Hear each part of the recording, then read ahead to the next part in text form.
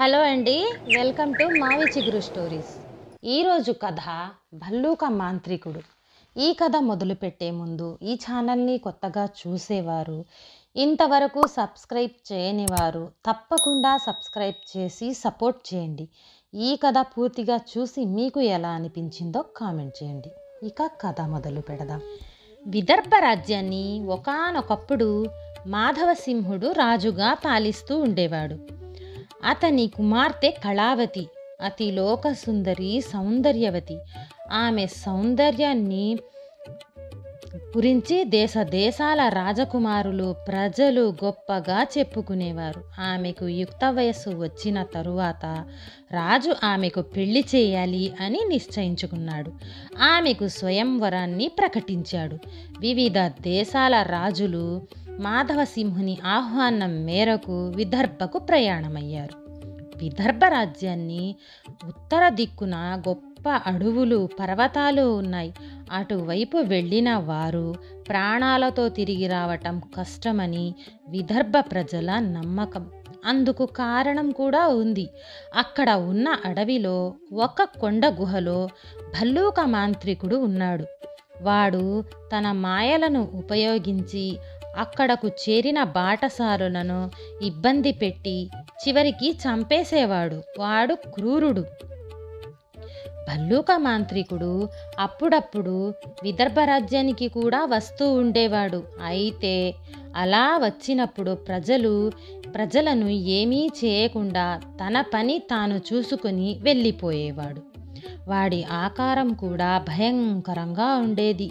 పెద్ద పెద్ద కళ్ళు, జడలు కట్టిన జుట్టు, పైగా గూని ఒకటి, చేతిలో ఒక కర్ర, అది మంత్రదండమేమో. వాడిని చూస్తేనే విదర్భ రాజ్య ప్రజలు భయపడుతూ ఉండేవారు. వాడు అడిగినవి ఇచ్చేస్తారు. ఊహ తెలిసిన పిల్లలైతే వాడు వస్తున్నాడని చెబితే చాలు, ఎంత అల్లరి చేసేవారైనా కుక్కిన పేనుల్లాగా ఉండిపోతారు. విదర్భ రాజకుమార్తె కళావతి స్వయంవరం ప్రకటనలు వాడలా ప్రకటించబడ్డాయి. సరిగ్గా ఇదే సమయంలో అడవి నుండి భల్లూక మాంత్రికుడు విదర్భ రాజ్యానికి వచ్చాడు. అక్కడి ప్రజలందరూ కళావతి అందచందాల గురించి చెప్పుకుంటూ ఉంటే ఒక్కసారి ఆమెను చూస్తే బాగుంటుంది అని భల్లూక మాంత్రికుడు అనుకున్నాడు. రహస్యంగా ఎవ్వరికీ కనబడకుండా వెళ్ళి అంతఃపురంలోని ఉద్యానవనంలో ఒక పొదచాటున దాక్కున్నాడు. అక్కడికి దగ్గరలోనే ఉద్యానవనంలో అంతఃపురంలో స్త్రీలు స్నానమాడే కొలను ఉంది. రాకుమార్తె, ఆమె చెలికత్తెలు ఉద్యానవనంలో విహరించి కొంతసేపైన తరువాత స్నానం చేయటానికి కొలను దగ్గరకు చేరారు. కళావతి అద్భుత సౌందర్యాన్ని చూసిన భల్లూక మాంత్రికుడు ప్రేమలో పడ్డాడు. ఎలాగైనా సరే తన ప్రేమ విషయం ఆమెకు తెలియజేసి ఆమె ఆమోదం పొంది పెళ్లి చేసుకోవాలని అనుకున్నాడు. తటాలున పొదలో నుంచి యువతలకు వచ్చి రాజకుమార్తె దగ్గరకు వచ్చాడు. అతని భయంకర ఆకారాన్ని చూసిన చెలికత్తెలు కొందరు అరుచుకుంటూ కేకలు వేసుకుంటూ పరిగెత్తారు. మరికొందరు స్పృహ తప్పి పడిపోయారు. రాకుమార్తె కళావతి కూడా అతన్ని చూసి భయంతో బెదిరిపోయింది. రాకుమార్తెని చూసి, రాకుమారి, నేను భల్లూక మాంత్రికుణ్ణి. నా పేరు చెబితే దేశ దేశాల రాజులు గడగడలాడుతారు. పసిపిల్లలు పాలు కూడా త్రాగరు. కాబట్టి నాలాంటి సమర్థుణ్ణి పెళ్లి చేసుకో అన్నాడు. కళావతి రాచకన్య కాబట్టి కాస్త ధైర్యం తెచ్చుకుని పెద్దగా అరుచుకుంటూ అంతఃపురంలోకి పరిగెత్తింది. భల్లూక మాంత్రికుడు వికటంగా నవ్వుతూ కొంత దూరం ఆమెను వెంబడించాడు.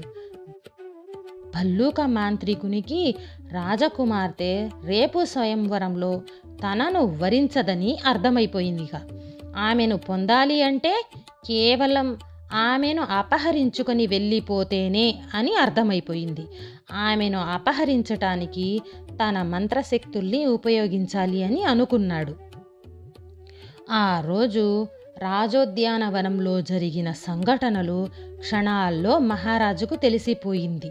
మహారాజు తీవ్రమైన ఆందోళనలో పడి రాజకుమార్తె ఆమె మందిరానికి కట్టుదిట్టమైన కాపలాలు ఏర్పాటు చేశాడు. అంతేకాక కోట లోపలకు ప్రవేశించేందుకు కూడా వీలు లేకుండా కాపలా అధికం చేశాడు. స్వయంవరం కోసం వచ్చిన రాజకుమారులలో ఒక యువకుడు మహారాజును కలిసి తాను స్వయంగా కోట చుట్టూ ఉన్న కాపలాలను కాపాడతాను అని చెప్పాడు. భల్లూక మాంత్రికుడు అంత తక్కువవాడా, కాపలాలన్నీ ఉంటాయని అతనికి తెలీదా? తనకు తెలిసిన మంత్ర విద్యలతో అతను రాజుగారి గుర్రాలలో బలిష్టమైన గుర్రాన్నొక్క దానిని ఎంచుకొని దానిలో ప్రవేశించి మిగిలిన గుర్రాలతో పాటు వాటిలో కలిసిపోయాడు. ఆ రాత్రి బాగా చీకటి పడినాక ఎవ్వరూ లేని సమయం చూసుకొని రాకుమార్తె అంతఃపురానికి చేరుకొని ఆమెను అపహరించాలి అనే సమయం కోసం ఎదురు చూస్తూ ఉన్నాడు. అర్ధరాత్రి దాటింది. భల్లూక మాంత్రికుడు గుర్రం రూపంలోనే రాకుమార్తె అంతఃపురానికి బయలుదేరాడు. ఈలోగా రాజుగారితో కాపలా కాస్తానని చెప్పిన రాజకుమారుడు అటుగా వచ్చాడు. రాకుమారుడు మంచి బలిష్ఠుడు. అతనికి అశ్వారోహణం, గుర్రపు స్వారీ అంటే ఎంతో ఇష్టం, మహా ఇష్టం. అందువల్ల గుర్రం రూపంలోని భల్లూక మాంత్రికుణ్ణి చూసి నిజమైన బలిష్టమైన గుర్రమే అనుకొని ఒక్కసారిగా ఎగిరి దానిపైకి దూకేశాడు. ఏ మాత్రం ఇలా జరుగుతుందని ఊహించని భల్లూక మాంత్రికుడు తనపై ఉన్న బరువునైన ఆ యువకునికి కిందకు తోసేద్దామని ప్రయత్నించాడు. కానీ అది సాధ్యం కాలేదు. పైగా అతని చేతిలో ఉన్న కొరడ గుర్రం వీపు మీద చెళ్ళు చెళ్ళున మోగసాగింది. భల్లూక మాంత్రికుడి కళ్ళు పచ్చబడ్డాయి. దెబ్బల బాధకు ఓర్చుకోలేక పరుగు లంకించుకున్నాడు. యువకుడు వేగంగా పరిగెడుతున్న ఆ గుర్రంపై నుండి పడకుండా దాని జూలు పట్టుకుని అది ఆగకుండా పరిగెడుతున్నందుకు కాళ్లతో డొక్కలో తంతున్నాడు. భల్లూక మాంత్రికునికి ఆ క్షణంలో మంత్రాలు ఏమాత్రం గుర్తుకు రావట్లేదు. ఆ దెబ్బలకు ప్రాణభయం కొద్దీ ఆ యువకునికి కిందకు పడేయాలని మరింత వేగంగా పరుగులు తీస్తున్నాడు. కొండల్లో, రాళ్లల్లో, చెట్లల్లో పరిగెత్తటం వల్ల గుర్రం రూపంలో ఉన్న భల్లూక మాంత్రికుని పాదాలు రక్తసిక్తమయ్యాయి. పాదాలలో ముళ్ళు గుచ్చుకున్నాయి. అవేవీ తీసుకునే వీలు లేదు. ఇంకా వేగంగా పరిగెడితే తన్నటం ఆపుతాడేమోనని మరింత వేగంగా పరుగు తీస్తున్నాడు. గుర్రంపై ఉన్న యువకుడు మాత్రం గుర్రం తన మాట వినకుండా అతి వేగంగా పరుగు తీయటంతో మరింత కోపం వచ్చింది. ఒక చేత్తో గుర్రం జూలు పట్టుకుని మరొక చేత్తో కొరడాతో 2 దెబ్బలు వేశాడు. భల్లూక మాంత్రికుడికి తన శరీరాన్ని కత్తితో కోసినంత బాధ కలిగింది. అలా వేగంగా పోతూ ఉండగానే యువకునికి ఇక ఈ గుర్రాన్ని ఆపటం నా వల్ల కాదు అనుకొని దగ్గరగా ఒక చెట్టు కొమ్మ వస్తూ ఉంటే ఎగిరి దాన్ని అందుకున్నాడు. గుర్రం మాత్రం వేగాన్ని అదుపు చేసుకోలేక నోటి వెంట వస్తున్న నురగలతో అలా పరుగులు తీస్తూనే ఉంది. అయితే ఆ మార్గం ప్రమాదకరమైనది. కొండలు, గుట్టలు, లోయలు ఉన్నాయి. సరిగ్గా గుర్రం వెళ్ళే మార్గంలో ముందు పెద్ద లోయ ఉంది. గుర్రం రూపంలోని భల్లూక మాంత్రికుడు గుర్రాన్ని అదుపులో ఉంచుకోలేక అలా పరిగెడుతూ చివరకు పాపం లోయలో పడిపోయాడు. ఆనాటి నుండి భల్లూక మాంత్రికుడి పీడ విరగడయ్యిందని విషయం తెలుసుకున్న మహారాజు భల్లూక మాంత్రికుడిని అంతం చేసిన యువకుడికి రాజకుమార్తెనిచ్చి వివాహం చేశాడు. ఈ కథ నచ్చితే లైక్, షేర్ చేసి తప్పకుండా సబ్స్క్రైబ్ చేయండి.